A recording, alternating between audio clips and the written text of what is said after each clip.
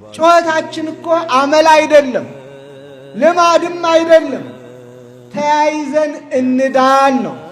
ያሁኑ ጩኸታችን ለሀገራችን ሰላምን እንዲሰጠን እግዚአብሔርን እንለምነው ነው። አየነው፣ በጦርነቱ እያየነው ነው።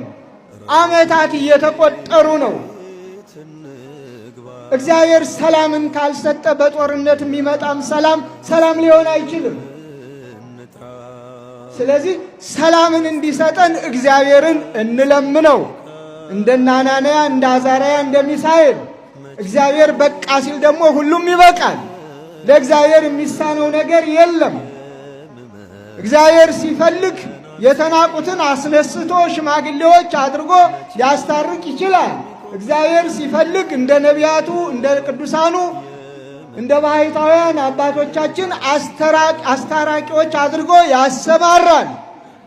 የደነደነውን ልብ ይከፍታል፣ አእምሮውን ይከፍታል፣ እንዲሰማ ያደርጋል፣ የቀኝ የግራ። ከዚያም እግዚአብሔር ሰላሙን ያውጃል። ለምን በዚህ አንጠቀምም? በሃይማኖታችን እንጽና።